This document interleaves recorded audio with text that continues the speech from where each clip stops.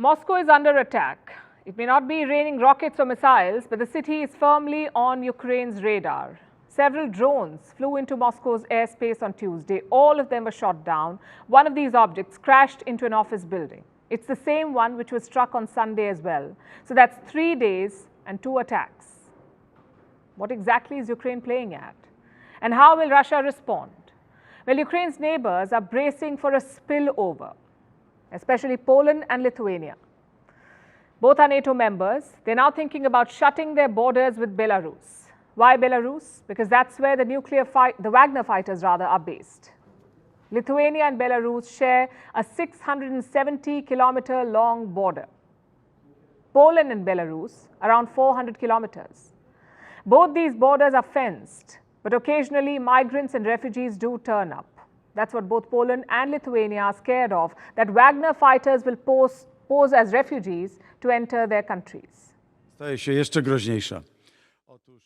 Most likely they will be disguised as the Belarusian border guard and help illegal migrants get to the Polish territory and destabilize Poland. Presumably they will also try to infiltrate Poland, pretending to be illegal migrants, and they will try to enter Poland, and this poses additional threats. Will Putin risk that? Well, technically, he won't be involved. Wagner fighters recently staged a mutiny against Vladimir Putin. Western governments declared it a big defeat for him. US President Joe Biden said Putin was weakened. So if Wagner attacks Poland or Lithuania, can the West still call it a Russian attack? Because on paper, Wagner is not Russia. They're anti-Putin, remember? This is what Lithuania and Poland are scared of, that Putin will wage a proxy war against them. He can attack NATO territory, yet deny any official involvement. We've heard these theories before. Most of them have amounted to nothing. So we'll have to wait and see how this one pans out. In the meantime, let's look at the front lines. Russia's army chief visited a command center in the Zaporizhia region. It's a focal point of Ukraine's counteroffensive. Some of the fiercest fights are happening here. Now, the Russian army chief isn't exactly a popular man right now. The Wagner chief had some colorful things to say about him. So did most of Russia's ultra-nationalist bloggers. They blame the general for Russia's slow progress. This visit is supposed to calm the nerves. Maybe the people of Moscow need it too. Their city was supposed to be safe from the war, but that has changed in the last few weeks. On Sunday and Tuesday, Moscow's business districts were under attack. The same high-rise was hit twice. Now imagine you're an ordinary office goer in the city. Would you be worried? Looking at these pictures, I guess you would be. And that's what Ukraine is counting on. The fear factor to build pressure on Russian citizens. The Kremlin has a different take, though. They say Ukraine's counteroffensive has failed. So this is desperation. Listen to this. Amid the failure of the so-called counter-offensive, the Kyiv regime, backed by its Western sponsors, has focused on carrying out terrorist attacks on civilian infrastructure. Now, don't think this is one-way traffic. Most of Ukraine's drones are being shot down, but the Russian ones are hitting bullseye, and this is the result. On Monday, Russia struck civilian targets in Zelensky's hometown. At least 4 people were killed. One of them was a 10-year-old girl. Another drone strike hit the city of Kharkiv. It is the second biggest city in Ukraine. 2 floors of a college dormitory were destroyed. Now, these are all civilian targets. The high-rise in Moscow, the apartments in Zelensky's hometown, the dormitory in Kharkiv, these are not legitimate military targets. Why then are they being bombed? Because both sides are more desperate. And Russia is clearly doing more of the damage. Just look at these numbers. Around 150,000 residential buildings attacked, 150,000, 150 bridges, 900 cultural centers, and 3,000 shops and malls. That's Russia's track record in the last 500 days. But when Ukraine hits Moscow, they call it a terrorist attack. A bit rich, I would say. But the larger point is this: neither side should be striking civilian targets. If you're desperate, sue for peace. Don't kill civilians. Which brings us to the talks in Saudi Arabia. The kingdom is planning a peace summit later this month. Ukraine is attending, but not Russia. The United States has confirmed its participation. A dozen others, including India, will also be attending. But is there appetite for peace? Putin says he's always open to talks. We can't stop the fire when they attack us. When I say this, people start thinking, start the peace talks. We never rejected them. You know, I'm always saying we never rejected the peace talks. Let's face it, these are not genuine statements. Putin is not serious about a peace deal. Neither is Zelensky serious about concessions, which is why this war is dragging on endlessly. When the fighting broke out, we used to track casualties every day, see how many people were killed, how many missiles were used. But 500 days on, no one is keeping track, it seems. The violence has been largely considered normal and inevitable. Unless that changes, there won't be peace. From the battlefield, let's turn to the diplomacy, to a question rather. Will Vladimir Putin come to India for the G20 summit? The summit is next month on September 9th and 10th. So far, there is no confirmation about Putin's attendance. He was asked about it recently, and this was his reply. I don't know yet. I haven't thought about it. We'll have to see. So pretty non-committal. If Putin does come, expect some fireworks. He would be face to face with all Western leaders, Joe Biden, Rishi Sunak, Emmanuel Macron, Olaf Scholz, all of them. Not a single Western leader has met Putin after he invaded Ukraine. But at the G20, they may have to share the stage. So I come back to my question, will Putin come? Let's look at India's position first. As host, we have to invite all the G20 members. So Putin does have an official invite from New Delhi. But is that a genuine invite? Or is it just courtesy? Here's what the Indian government said. I don't have yet any information to share about any physical visits. We would, I think, hope to see President Putin at the G20 Leaders Summit in September. But whether there's a separate visit or not, I don't have anything particular to share. The Russian president has visited 8 countries since the invasion. Let's pull up the map for you. He's visited all 5 Central Asian countries, or the 5 stans as they're called. He's also visited Iran, Belarus and Armenia. Now what's common about these countries? They're either close partners of Russia, like Belarus, or they absolutely hate the West, like Iran. But India does not fit perfectly in either group. It does have close relations with Russia, but it also shares close relations with the West.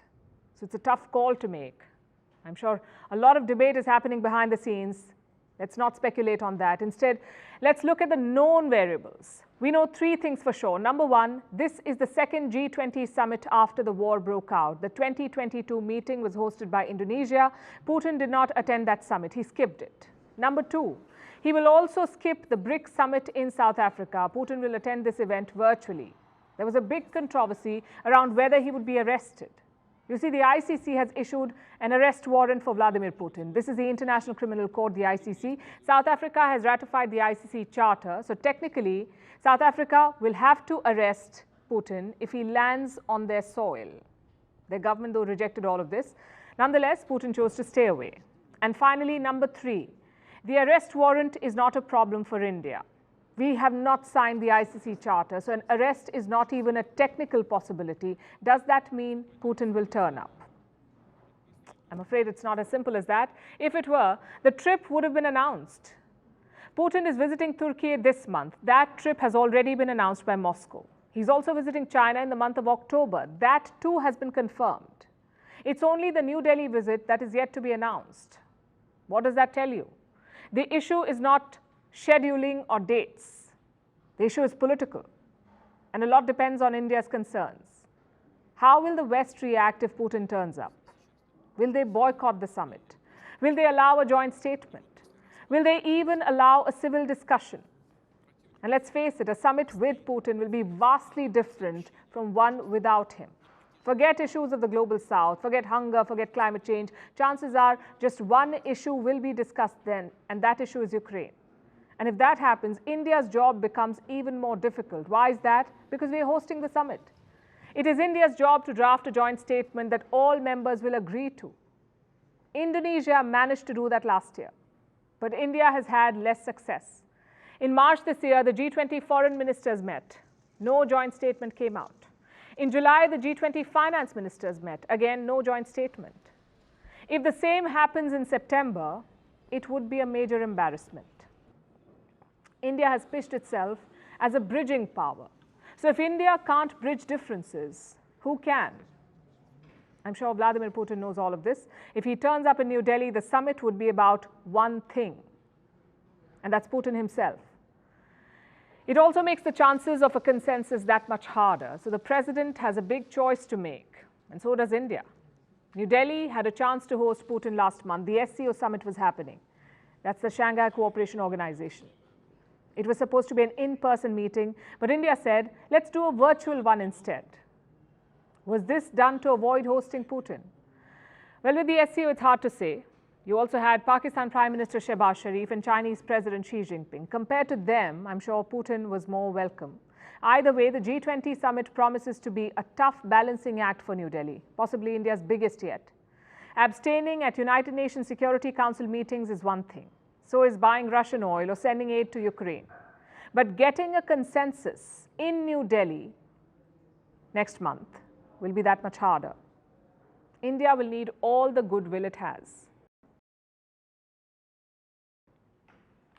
Our next story is from Pakistan. Looks like Prime Minister Shehbaz Sharif is done warming his brother's chair.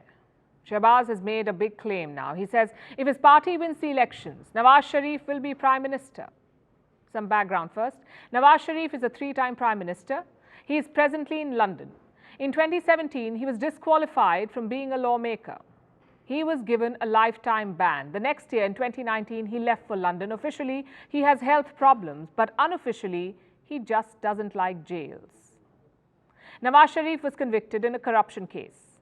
He was serving his 7-year sentence when the court granted him bail. He has never returned since. But now plans are being made. Nawaz Sharif is ready for his grand comeback. His younger brother Shehbaz has said that this is just a matter of weeks now. Talk about perfect timing. Pakistan's parliament will be dissolved on the 12th of August. After that, it's election season. And right on cue, the older Sharif is set to return. What do we make of this? Just one thing, really. Some sort of deal has been struck between the army and the Sharifs. The ruling coalition has probably been guaranteed victory. If not, Nawaz Sharif would never return. The risks are way too high for him. The Pakistan government has been preparing the ground for this. Last month, it introduced a new law, no lifetime bans on holding office. That was the law. Instead, just a 5-year disqualification. Again, how convenient is that? Nawaz Sharif was disqualified in 2017. Add 5 years and you get 2023. Either the Sharifs are really lucky or this is all rigged. I guess in Pakistan, it's all the same. The army manufactures your luck. Where does that leave Pakistan's democratic process? Where it always was. Nowhere.